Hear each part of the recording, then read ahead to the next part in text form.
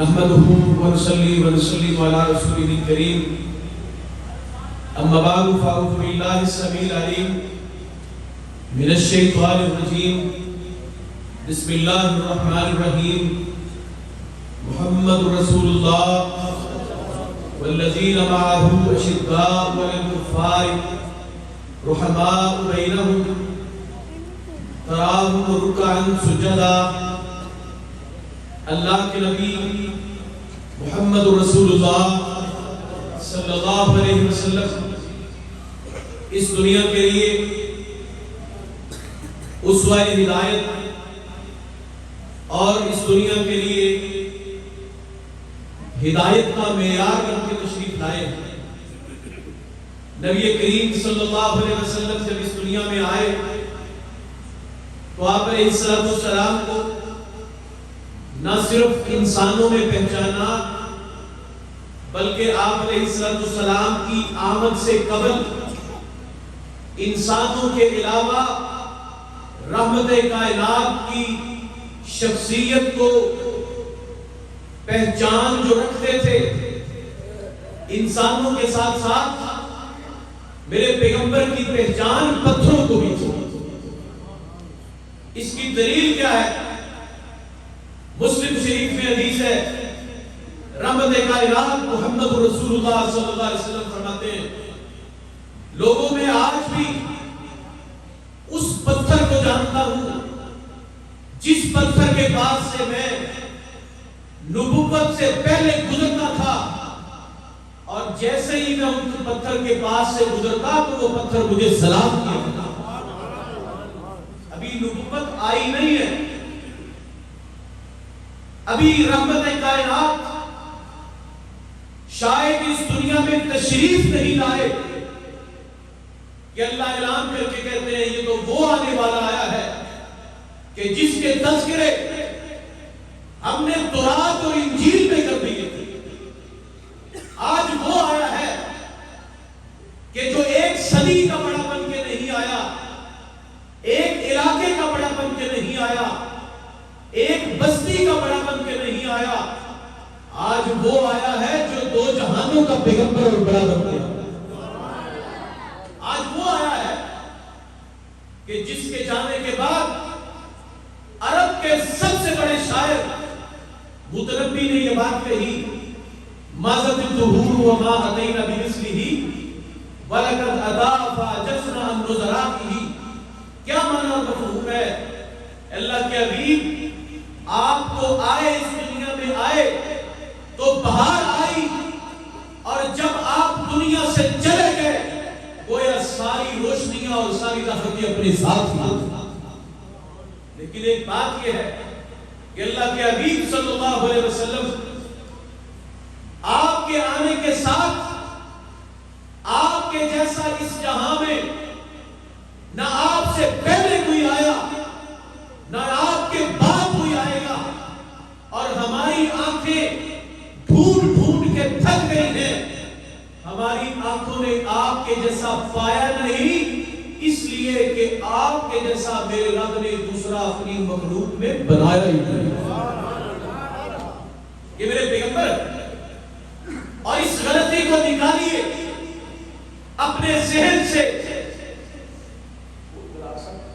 اپنے ذہن سے اور اپنی بات چیت سے اس بات کو ہٹا دیجئے, مٹا دیجئے کہ یہ لوگ پیغمبر کا احترام نہیں کرتے, پیغمبر کو بڑے بھائی کے جتنی حیثیت دیتے ہیں. اللہ کی قسم ہے جیسے پیغمبر کو ہم نے مانا ہے کائنات میں کسی دوسرے نے نہیں. اس لیے کہ جہاں پہ پیغمبر نے بٹھایا ہے وہاں پہ بیٹھ گئے ہیں اور جہاں سے اٹھایا ہے وہاں سے اٹھ گئے ہیں. جو کرنے کا حکم دیا ہے وہ کیا ہے, اور جو چھوڑنے کا حکم دیا ہے اسے ایسا چھوڑا ہے کہ زندگی میں اس طرف کبھی منہ کر کے دیکھا بھی نہیں ہے, اس لیے کہ رحمت کائنات نے اس سے منع کر دیا. رحمت کائنات صلی اللہ علیہ وسلم کی عظمت کا ایک قصہ علامہ سید سلیمان منصور پوری نے اپنی کتاب رحمت للعالمین میں ذکر کیا. اور اسی طرح انڈیا کے علامہ اکبر جان نجیب آبادی نے ایک حنفی عالم ہے، انہوں نے اپنی کتاب میں لکھا ہے کہ رحمت کائنات علیہ السلام اس دنیا میں آنے سے پہلے اللہ نے آپ کے آنے سے پہلے تورات اور انجیل میں آپ کے تذکرے کر دیے تھے۔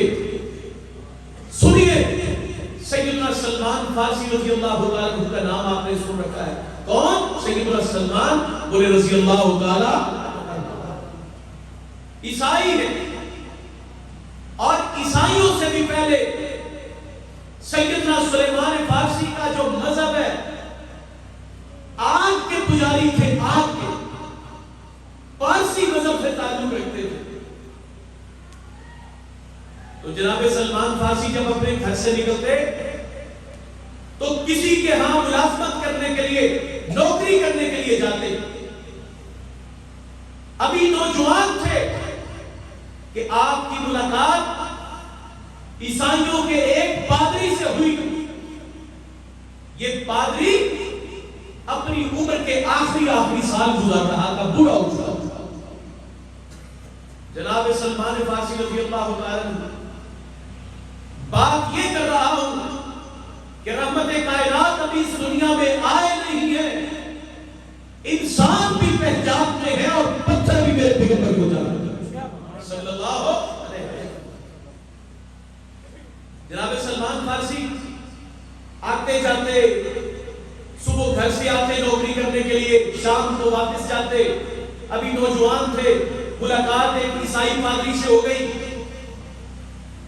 تو جناب سلمان فارسی نے دیکھا کہ یہ عیسائیوں کا پادری یہ اللہ کی کتاب انجیل کی تبلیغ کرتا ہے، تو جس مذہب پہ میں ہوں وہ مذہب اللہ کا نازل کرتا نہیں ہے، لہذا مجھے عیسائیت کے اوپر ایمان لے آنا چاہیے۔ ایمان لے آنا، ایمان لانے کے بعد جب باپ نے دیکھا کہ سلمان تو ہمارے دین سے پھر گیا ہے، تو سلمان فارسی رضی اللہ تعالیٰ عنہ کو ان کے باپ نے گھر سے نکال دیا، گھر سے دور ہو گئے، بہت لمبا وقت گزارا عیسائیت میں، جوانی سے ادھیڑ عمری کی طرف گئے، داڑھی سفید ہو گئی۔ آپ کو پتہ ہے جب سلمان فارسی رضی اللہ تعالیٰ عنہ اسلام قبول کیا ہے اس وقت قریباً 80 سال سے زیادہ عمر تھی، بوڑھے ہو چکے تھے۔ اس عیسائی پادری کی موت کا وقت قریب آ گیا، اس نے کہا سلمان میں تمہیں ایک بات بتا کے جا رہا ہوں، اب میری تم سے شاید ملاقات ہو نہ ہو، میں مرنے والا ہوں اور اللہ کے ہاں پیش ہونے والا ہوں۔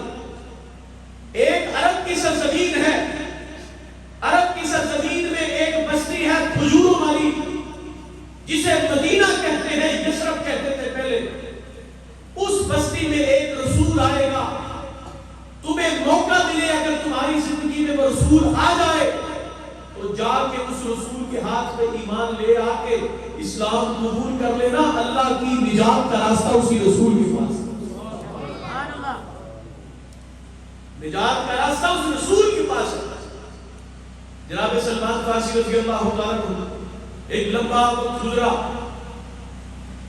تو اپنے بڑھاپے کو پہنچے، گھر بار کو تو پہلے ہی چھوڑ چکے تھے، تو اس عیسائی پادری نے بتایا سلمان جاتے جاتے میں تمہیں اس پیغمبر کے بارے میں تعارف کروا دوں، وہ پیغمبر صدقہ نہیں کھائے گا، نہ کھائے گا، نہ اپنی اولاد کو کھانے دے گا۔ جو بھی جمعرات کی روٹیاں یا محرم کے چاول یا شبیلوں کا دودھ یا نان علیم کھائے گا، پیغمبر نہیں کھائے گا۔ اور نان علیم لگانے کی بجائے، شبیلیں لگانے کی بجائے محرم کے دنوں کی سنت میرے پیغمبر کی روزہ رکھنا ہے، روزہ رکھنا ہے۔ دوسری اس پیغمبر کی خصوصیت یہ ہے کہ وہ پیغمبر تحفہ قبول کرے گا، تحفے کو لے لے گا، اور تیسری بات یہ ہے اس کے ان دو قدموں کے درمیان نبوت کی مہر لگی ہوگی اللہ کی طرف سے۔ کافی لمبا ٹائم گزرا، جناب سلمان فارسی رضی اللہ تعالیٰ عنہ ڈھونڈتے ڈھونڈتے مدینہ میں آ نکلے. پتا چلا کسی سے کہ یہاں پہ ایک شخص ہے نام محمد ہے صلی اللہ علیہ وسلم اور اس نے نبوت کا دعویٰ کیا ہے. آ کے پوچھ تاچھ کرتے ہوئے آ کے ملے اور کہتے ہیں چلو اس پیغمبر کا چل کے امتحان کرو کہ واقعی وہی ہے جو میرے مرشد اس پادری نے بتایا تھا یا نہیں. کھجوروں کا ایک ڈبہ اٹھایا لے کے آگے رحمت کائنات آگے کہتے ہیں یہ کھجوروں کا ڈبہ ہے, یہ صدقے کی کھجوریں ہیں. رحمت کائنات علیہ السلام نے اپنے پاس بیٹھے صہیب کو, بلال کو, دائیں بائیں جو لوگ تھے ان کو کھجوریں دی. آپ نے فرمایا کھا لو, انا آل محمد لا تحل لنا صدقہ, ہم محمد صلی اللہ علیہ وسلم اور میں محمد کی آل اولاد کے اوپر صدقہ حرام نہیں ہے. سلمان دل ہی دل میں بڑے خوش ہوئے, ایک نشانی پوری ہو چکی ہے سلمان. اگلے دن آئے پھر کھجوروں کا ڈبہ اٹھایا ہوا, کھجوروں کے برتن کو لے کے آئے. کہتے ہیں اللہ کے یہ تو نہیں کہا کہ آپ پیغمبر ہیں, لا کے یہی کہا کہ یہ کھجوریں ہیں, یہ تحفے کی ہیں, میں آپ کے لیے گفٹ لے کے آیا, تحفہ لے کے آیا. رحمت کائنات نے برتن کو کھولا, بسم اللہ پڑھ کے خود بھی کھائیں, اپنے دوستوں کو بھی کھلائیں. بات چیت کرتے کرتے اٹھ کے جانے لگے تو میرے پیغمبر فرماتے ہیں سلمان کیا مور نبوت کے بارے میں نہیں پوچھو گے؟ جب یہ بات کی تو سلمان فارسی کہتے ہیں اشہد ان لا الہ الا اللہ واشہد ان محمد عبدہ ورسولہ. یہی وہ شخص تھا کہ جو راہ نجات لے کے اس دنیا میں آیا ہے, اس کا نام محمد کریم ہے صلی اللہ علیہ وسلم. سلمان لپٹ گئے مور نبوت کے اوپر بوسے دیتے ہیں. اللہ نے میرے پیغمبر کی زبان سے نکلی ایک ایک بات کو پورا کیا. رحمت کائنات نے عرب کے حکمرانوں کے نام خط لکھے اور ان کو اسلام قبول کرنے کی دعوت دی. یہ بات بھی علامہ اکبر جان نجیب آبادی نے اپنی کتاب تاریخ اسلام میں لکھی کہ رحمت کائنات نے جب ایران کے بادشاہ کو, کسرا ایران کو, نام اس کا خسرو پرویز ہے, اس کو خط لکھا اسلام قبول کرنے کے لیے. ایسا ہی ہے نا جیسا ہمارا یہاں تک کوئی مولوی امریکہ کے صدر کو خط لکھے تو اس نے کہا یہ کون ہے گستاخ جو میرا پیدا ہو گیا ہے, نام اس کا محمد ہے معاذ اللہ صلی اللہ علیہ وسلم. کون ہے یہ شخص جو مجھے اسلام قبول کرنے کے لیے اور مجھے دھمکی لگا رہا. اس نے خط کھولا, تیسرے پارے کی سورہ آل عمران کی ایک آیت لکھی ہوئی ہے. اس نے خط کو پھاڑ ڈالا, پھاڑ کے اپنے قدموں میں پھینکا, اوپر جوتے رکھے. رحمت کائنات کو وہی کے ذریعے بتایا گیا کہ آپ کے خط کو پھاڑ دیا گیا ہے. رحمت کائنات فرماتے ہیں اللہ جیسے اس نے تیرے پیغمبر کے خط کو پھاڑا ہے تو اس کی حکومت کو پھاڑ ڈالا.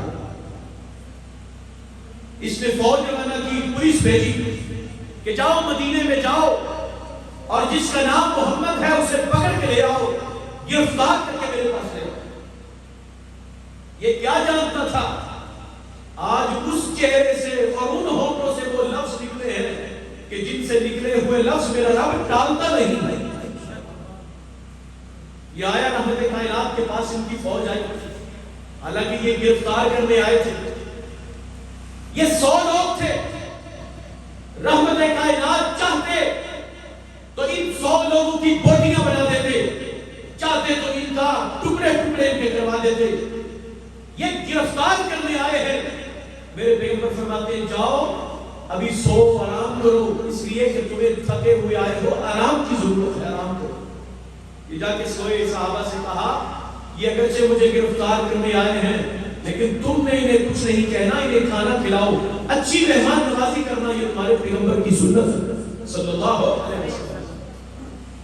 صبح ہوئی پھر آ گئے اور رحمت کائنات نے وہ بات کہہ دی جو رات کو جبریل وحی کے ذریعے بتا کے گیا تھا. اس لیے ان ہوا الا وحی یوحا کہ وہ پیغمبر اپنی خواہش سے بولتا نہیں ہے, وہ تو اسی بات کو کرتا ہے جو بات اس کی طرف رب وحی کرتا ہے. رحمت کائنات نے فرمایا جاؤ, تم مجھے گرفتار کرنے آئے تھے, واپس چلے جاؤ. تمہارا خسرو پرویز، تمہارا کسرا ایران اپنے بیٹے کے ہاتھوں رات میں قتل ہو چکا ہے، واپس چلے جاؤ۔ اور جاتے جاتے میرا پیغام لکھ کے لے جاؤ، ایک وقت آئے گا اللہ میں محمد کریم صلی اللہ علیہ وسلم کے دین کو تمہارے ایران کے آتش کدوں کے اوپر میرے دین کے پرچموں کو بلند کر وقت آیا۔ جناب ابو بکر کا دور گزرا، جناب عمر کا دور، قادسیہ کی جنگ ہوئی۔ بس انہی کلمات کے اوپر بات کو ختم کر رہا ہوں۔ قادسیہ کی جنگ ہوئی، قادسیہ کی جنگ کے بعد سیدنا سعد بن ابی وقاص رضی اللہ تعالیٰ عنہ کمانڈر تھے، اور کون سعد ہے؟ سعد تیرے اوپر میرے ماں باپ قربان ہو جائیں۔ اور یہ صرف میری بات نہیں ہے، یہ حضرت آمنہ جو نبی پاک کی والدہ محترمہ تھی، ان کا کزن تھا، رشتے میں جناب سعد کے بھائی لگتے تھے، جیسے چچا کے یا پھپھو کے بیٹے ہو۔ تو اس نسبت سے جناب سعد رسول اللہ کے ماموں بھی لگتے تھے، اور اشرف مشرا میں سے ہیں۔ نبی کریم صلی اللہ علیہ وسلم نے میدان احد ہے، احد کے میدان میں سعد تیر چلا رہے ہیں، اتنی خوبصورتی سے، اتنی نشانہ بازی سے تیر چلاتے ہیں کہ ان کا کوئی تیر خطا نہیں ہوتا، دشمن کے نشانے پہ لگتا ہے۔ اس کو تیر چلاتے ہوئے دیکھا تو رحمت کائنات فرماتے ہیں، ارمی یا سعد فداک کا ابی و امی۔ لوگوں جو بھی بولا، جس صحابی نے کہا اس نے یہی کہا، اللہ کے رسول آپ کے اوپر میرے ماں باپ قربان ہو جائیں۔ سعد واحد وہ شخص تھا کہ جس کو رسول اللہ نے فرمایا، سعد تیرے اوپر میں محمد کے ماں باپ قربان ہوں صلی اللہ علیہ وسلم۔ یہ وہ سعد ہے۔ قادسیہ کی جنگ ہوئی، جمعرات کی رات، اگلے دن صبح جمعہ تھا۔ علامہ اکبر شاہ رضی اللہ عنہ کہتے ہیں کہ 90 ہاتھ، یعنی ہاتھ کتنا ہوتا، 90 ہاتھ چوڑا اور 60 ہاتھ لمبا۔ جیسے ہمارے یہاں جلسوں کے لیے لوگ کنٹینر لگاتے ہیں، تخت بناتے ہیں، اسٹیج بناتے ہیں، اتنا بڑا تخت کہ جو 90 ہاتھ چوڑا تھا، 60 ہاتھ لمبا تھا، وہ تخت ملا جو سونے سے بنا ہوا تھا۔ آپ اندازہ لگائیں، سونے سے بنا ہوا تھا۔ اس تخت کو ان کے محلات سے نکالا گیا، اور ان کے وہ قالین، ایرانیوں کے وہ قالین کہ جن قالینوں کے اوپر بیٹھنے کے لیے دنیا ترستی تھی، اور دنیا کے بڑے بڑے حکمران یہ خواہش کرتے تھے کہ ہمیں کسرا ایران کے ساتھ ان کے قالینوں پہ اور ان کے تختوں کے اوپر بیٹھنے کی ایک لمحہ سعادت ہو جائے۔ ان کے وہ قالین لپیٹے گئے، لپیٹ کے جب ان کے محلات سے نکالے گئے، وہ تخت بھی اٹھایا گیا، اٹھا کے ویرانے میں ایک بہت بڑے گراؤنڈ اور پنڈال میں رکھ کے، صبح ہوئی، جمعے کا دن تھا، جناب سعد رضی اللہ تعالیٰ عنہ نے اس تخت کے اوپر چڑھ کے جمعے کا خطبہ دیا، اور آیات یہ تلاوت کی، کم ترکو من جنات و عیون وزروع و مقام کریم ونعمت كانوا فيها فاكهين كذلك وأورثناها قوما آخرين فما بكت عليهم السماء والأرض وما كانوا۔ فرعون کے ڈوبنے کا واقعہ بیان کیا، پھر ان کے یہ قصے بیان کیے کہ یہ بڑی بڑی جنتیں بنائے ہوئے تھے، لیکن ان کی جنتوں کا وارث اللہ نے محمد کریم صلی اللہ علیہ وسلم کے صحابہ کو رکھا۔ جناب سعد نے اس تخت کے اوپر کھڑے ہو کر خطبہ دیا، اور یہ 90 ہاتھ لمبا اور 60 ہاتھ چوڑا یہ تخت غنیمتوں کے دور پہ مدینے میں پہنچا تو میرے پیغمبر کی وہ بات پوری ہوئی۔ آپ نے فرمایا کہ وقت آئے گا میرے محمد کے صحابہ صلی اللہ علیہ وسلم کے صحابہ میرے دین کا پرچم لے کے تمہارے ایران کے اوپر غالب کر دیں گے صلی اللہ علیہ وسلم۔ قالین لے کے، وہ سونے اور چاندی کے منو ٹنوں سونا چاندی لے کے جب پہنچے تو مدینہ کے مسلمان میرے آپ کے جیسے غریب غربا بات چیت کر رہے ہیں آپس میں، کیا کہ یہ جو قالین آئے ہیں یہ کہاں بچھائے جائیں گے؟ اور ان بیچاروں کو یہ نہیں پتا تھا کہ محمد صلی اللہ علیہ وسلم کی مسند خلافت میں بیٹھنے والا وہ درویش کہ جس کا نام عمر بن خطاب رضی اللہ عنہ، پوچھا امیر المومنین ان کو کہاں بچھائیں؟ امیر المؤمنین کا کس غیرت اور حمیت کے ساتھ ججا دلا اور ڈوبا ہوا جواب تھا، کہتے وہ مسجد جہاں سے آتے ہوئے محمد کریم صلی اللہ علیہ وسلم کے صحابہ جوتے اتارتے ہیں، ان ایران کے قالینوں کو وہاں پہ بچھا، ان کو وہاں بچھا دیا تھا، اس لیے کہ یہ وہ شخص تھا کہ ایرانی سفیر آتا ہے، حضرت عمر رضی اللہ تعالیٰ عنہ، ایک شخص مسجد نبوی کے صحن میں کچی اینٹ کا سرہارا بنائے، مسجد میں لیٹا ہوا ہے، پرانے سے کپڑے پہنے، یہ ایرانی سفیر آیا اور اس نے آ کے ٹھڈا مارا، ٹھڈا مار کے کہتا اٹھو میری بات سنو، یہ شخص اٹھ کے کھڑا ہو گیا، وہ کہتا ہے مجھے مسلمانوں کے امیر عمر بن خطاب سے ملنا ہے رضی اللہ عنہ۔ اور کون عمر ہے؟ جیسے ہی کچی اینٹ کے تکیے اور سرہانے کو چھوڑا، اٹھ کے جیسے ہم بیٹھنے کے لیے کپڑے سیدھے کر کے بیٹھ جاتے ہیں نا، اٹھ کے کپڑے سیدھے کر کے بیٹھ کے کہتے جی بتائیے، اس نے کہا میں نے مسلمانوں کے امیر سے ملنا ہے، کہتا میں ہی عمر بن خطاب ہوں، اللہ کی قسم اس کے اوپر کھڑے کھڑے لرزہ تاری ہو، اس نے تو ٹھڈا مار کے اٹھایا تھا کہ یہ نہ جانے کون سویا ہوا۔ رحمت کائنات نے جو بات کی اللہ نے حرف بحرف پوری کر دی، اور آج یہود اگر ظلم اٹھا رہے ہیں فلسطین کی ریاست کے اوپر، تو ایک حدیث سن لیجئے، میرے پیغمبر نے فرمایا تھا ایسا وقت آئے گا کہ یہودیوں کو اس زمین پہ چھپنے کی جگہ نہیں ملے گی، درخت بھی ہوگا، درخت کے پیچھے اگر کوئی یہودی چھپا ہوا ہوگا تو درخت بول کے بتائے گا اے اللہ کے بندے، اے مسلمان ادھر آ، میرے پیچھے یہودی چھپا ہوا ہے، اسے قتل کر دے۔ وقت آئے گا اللہ محمد کریم صلی اللہ علیہ وسلم کی امت کو غلبہ ضرور عطا کرے گا، محمد کریم علیہ السلام کا دین اس دنیا پہ پھر سے غالب ہوگا۔